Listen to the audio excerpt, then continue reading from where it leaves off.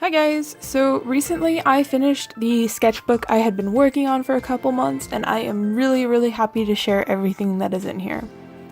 I definitely can't say I'm super proud of absolutely every page, but this is my favorite sketchbook that I've ever filled out, and actually it is the fastest I've filled out an entire sketchbook. I started it in June and finished it early November, so that was just several months, and normally it takes me probably at least 8 months to fill out a sketchbook, it feels like, so I'm really happy that I drew so much over the course of this time. Something I learned with my last sketchbook that was really kind of a delayed message to get across to me was that you don't have to make every single page be a finished drawing. I was always super focused on making sure every single page in my sketchbook looked good, it was a finished piece, I didn't leave any pages blank or unfinished or just doodles, because honestly, I would never just straight up doodle where just, making marks on a paper, playing around sort of thing. I would always try my best to do finished, nice looking pieces inside of my sketchbook. And with my last sketchbook, that was the first time I ever realized, hey, this doesn't have to be perfect. It's my sketchbook. I can do what I want. It doesn't have to be finished illustrations every single time I make a mark on paper.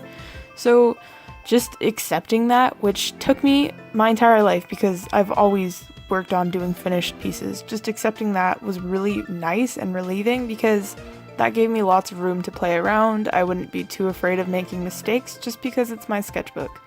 And I really wish I had thought of this or realized this sooner, because it's really nice knowing you don't have to do something fantastic. You can just play around, and it's okay to make bad art sometimes. In this sketchbook, I did one of the worst things ever, which was I drew the entire first generation of Pokemon. I saw a couple other people on YouTube doing similar things, and I really wanted to give it a try just because it looked pretty fun, and I love Pokemon. And oh my god, I watercolored all of them, so it was mainly just a sketch out a couple pages, ink them, watercolor them, and then cry a bunch because I hated this project. And once I started it, I wanted to finish it, so at no point within this project did I flip around pages and start drawing something else. I drew 151 Pokemon straight, which was quite an experience. It wasn't horrible necessarily. I had a lot of fun in the beginning especially, but when it came down to drawing not as cute Pokemon that I have never drawn before, like Golem or Magmar or things along those lines, especially for evolutions where they looked very similar, I did not like it very much. It wasn't fun.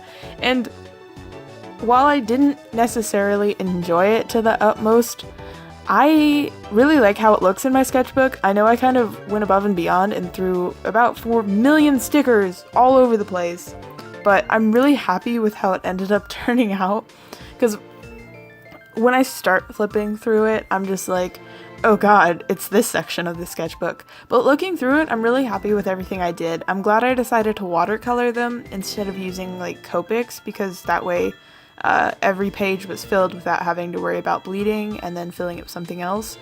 And honestly, doing that entire thing really helped me with art block.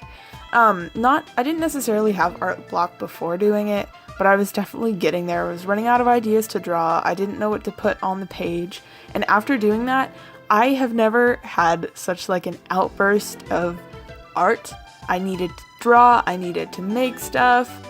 After that was when I started drawing every single day, which I was really proud of, because that has never been something that I have been able to do. I've never been able to sit down every single day and draw.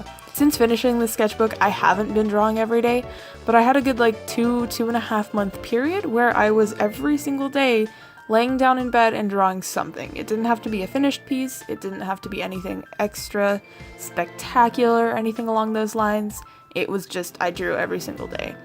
And that was really nice, being able to fill up the sketchbook, and I think that's part of the reason I was able to finish this sketchbook in the short amount of time that I did, was I was making a lot of art, and that was really nice. It was a lot of fun. And I don't know, ever since then, I felt bad if I didn't draw, and so there were some nights where I would get home after work at 7, 8 o'clock at night, and I would just sketch something. But even then it was really nice, and I wish I could keep that up, but in the past couple of weeks I just haven't had the motivation to do so, honestly. I'm sort of coming into another art block, so we'll see where that takes us. But there are a lot of pages within the sketchbook that I'm really happy with. I love a lot of the Fruits Basket art that I did. I've mentioned before that I love Fruits Basket, and you can definitely see where I started watching and reading the series over again, because that's when there is this abundance of Fruits Basket art within this sketchbook. But I know it's kind of overwhelmingly Fruits Basket, but I'm really happy with, honestly, probably every single piece of Fruits Basket fan art I made over this time period. And then towards the end of this sketchbook is my favorite spread, and that is with the galaxy-haired girl and then Madoka and Homura.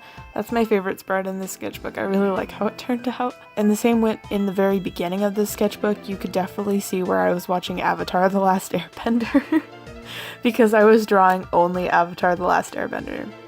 But yeah, no, I played around a lot with this sketchbook. I doodled without sketching underneath. I did some anatomy practice here and there, just little things. And then at the very end of the sketchbook, I put in pockets with some watercolor pages. And also, you probably noticed that throughout the sketchbook there are a bunch of stickers within it. Those were all from Redbubble. I don't know the specific people I ordered them from, just because there is such a variety. As you can see just on these back 2 pages, there's a lot of stickers. But I really like putting stickers on my sketchbook, as I have recently learned. I like doing it on the inside just to fill up the cardboard, really. And then I kind of went above and beyond and I bought a lot of stickers, and so I had to put some like throughout the sketchbook just to fill up blank space because I had way too many stickers.